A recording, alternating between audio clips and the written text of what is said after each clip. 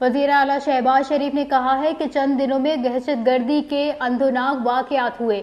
حالیہ دہشت گردی میں 50 سے زائد شہری شہید ہوئے۔ وفاقی کابینہ کے اجلاس میں گفتگو کرتے ہوئے شہباز شریف نے کہا کہ حالیہ دہشت گردی میں سیکیورٹی فورسز کے اہلکار بھی شہید ہوئے۔ ڈیرہ اسماعیل اور کرک میں بھی بے گناہ لوگوں کو شہید کیا گیا۔ تحریک طالبان کے دہشت گرد افغانستان سے آپریٹ کرتے ہیں۔ دہشت گردوں کے خلاف مؤثر آپریشن ہوئے ہیں۔ شہباز شریف کا یہ بھی کہنا تھا کہ بلوچستان میں دہشت گردی کی جتنی مذمت کی جائے کم ہے۔ دہشت گرد سی پیک اور ترقی کے منصوبے روکنا چاہتے ہیں۔ دہشت گرد پاکستان اور چین کے درمیان فاصلے پیدا کرنا چاہتے ہیں۔ دہشت گردوں نے بس سے اتار کر لوگوں کو شہید کیا۔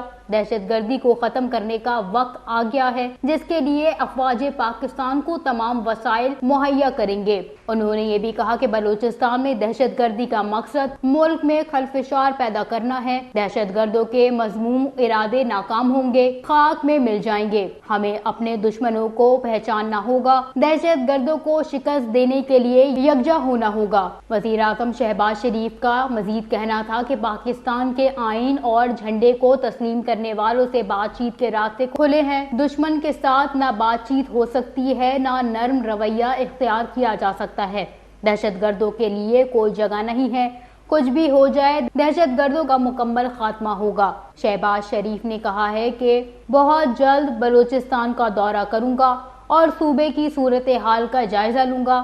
دہشت گردوں کی غلط فہمی ہے کہ وہ بے گناہوں کو قتل کر کے اپنی دھاک بٹھا سکتے ہیں۔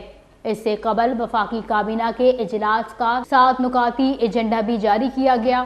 اجلاس میں وفاقی کابینہ PWD کے امور کی منتقلی کا جائزہ لے گی اور بیرون ملک تعزین اور آرائش کے کنونشن کا معاملہ زیر بحث آئے گا۔ وفاقی حکومت میں رائٹ سائزنگ کمیٹی کے پہلے مرحلے کی سفارشات پیش کی جائیں گی اور CCLC اور ECC اجلاسوں کے فیصلوں کی توثیق ایجنڈے میں شامل ہے۔ اجلاس میں LDI آپریٹرز کے بقایا جات کی تفصیلی رپورٹ پیش کی جائے گی اور وفاقی کابینہ اقتصادی رابطہ کمیٹی کے 22 اگست کے فیصلوں کی توثیق کرے گی۔ وفاقی کابینہ 1 لاکھ میٹرک ٹن چینی کی برآمدات اور آپریشن عزم استحکام کے لیے 20 ارب روپے کی منظوری دے گی۔ کابینہ ریکارڈنگ منصوبے کی سیکیورٹی کی مد میں FC بلوچستان کے لیے 1 ارب 95 کروڑ روپے کی منظوری دے گی۔